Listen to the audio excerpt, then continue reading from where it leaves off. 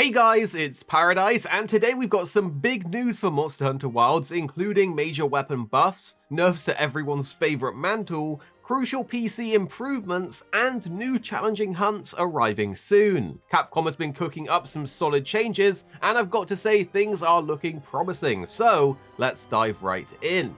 First up, for anyone who mains the hammer, your prayers have been heard. If you felt like the hammer just hasn't been hitting quite the way it should, well, director Tokida has dropped some reassuring words. He says we are currently carefully considering upwards adjustments for the hammer, and then looking at other overall weapon balance adjustments with a goal to implement them either in the end of the May update or the second title update in summer. Now this is great news that we love to hear, especially since many players have felt that the hammer's damage output and move variety has been underwhelming compared to other weapons. I am pretty excited to see what these buffs are, so Hammer Bros, your time is coming.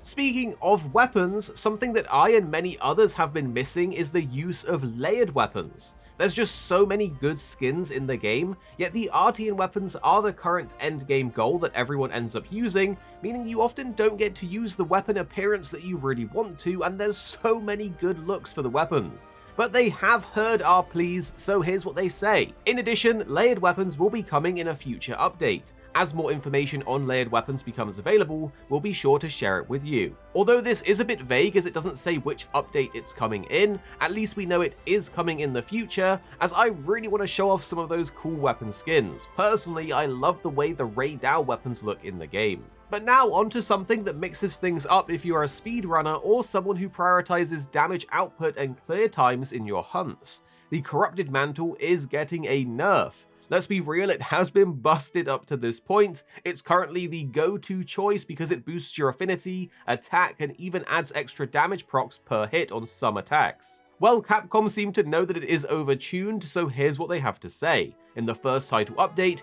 the effect of the Corrupted Mantle will be adjusted downwards, while other mantles will be adjusted upwards, balancing the lineup of mantles to suit everyone's style of play. Honestly, this does sound pretty fair. It will finally mix up the meta a little bit and give us more build variety and flexibility. But ultimately, rest in peace, Broken Mantle. It was fun while it lasted. Now to switch gears over to PC players out there, we finally have some seriously needed performance upgrades coming soon. After Digital Foundry pointed out issues like the VRAM overuse and direct storage causing stutters, Capcom have finally responded. They say the team is continuing to identify stability issues and make improvements where possible, especially on the Steam version.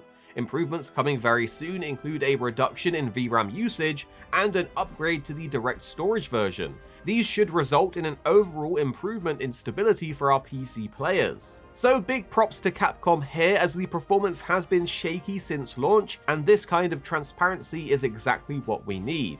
Fingers crossed that this makes the game feel a lot smoother on PC, but of course only time will tell. Next up, we know they're tackling some big picture gameplay flow issues, and one major thing they're looking into is reducing the downtime between hunts, possibly hinting at resetting mantle cooldowns instantly after doing a quest, and overall making item management smoother. They say they plan to take a wider look at the overall gameplay flow, encompassing in-game economy, balance, and other areas. They're addressing elements that require more preparation time, starting with overall game balance adjustments. Now, more details on exactly what this means would have been nice, but improving the overall flow and reducing preparation time is something that does sound good. In fact, they're actually going to make the Grand Hub be more efficient and improve various UI elements, which I'm hoping includes clearer skill descriptions, given that some of them are currently quite vague or just in fact incorrect in their descriptions.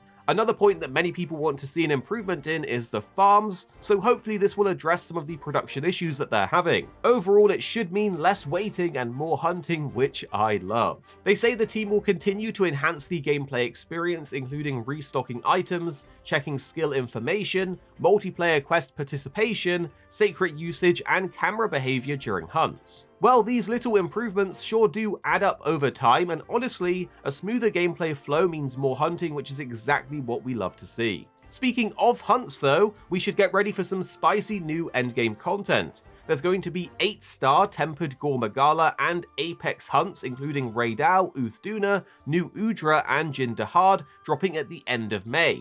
Capcom have confirmed that these monsters will be beefed up significantly with extra health, resistance to wounds, and tougher multiplayer scaling. They say each monster has had various behind-the-scenes adjustments to make them more resilient, and challenging monsters will appear in future updates, so stay tuned. Hopefully more challenging hunts does mean better loot as well, so I am pumped for these fights as we have been longing for some harder hunts. But finally, there's a nice bonus to hear for any collector players out there, where Capcom is now adding a detailed list for previewing captured endemic life. This is definitely a step in the right direction, and here's what they have to say.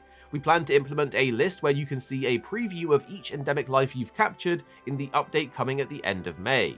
Now personally, I've been hoping that we actually would get a home to display them in again. It always felt amazing showing off those rare catches in Monster Hunter World, and I collected absolutely everything there was to collect and loved showing them off in my house. Wilds actually does have some cool and rare endemic life to capture. I actually wanted to make a guide showing you how and where to collect all of them, but currently there just isn't much reason to do so. So I'm really hopeful that in the future we can display them somewhere, even if it's at the pop-up camps, but again, time will tell, at least we have something.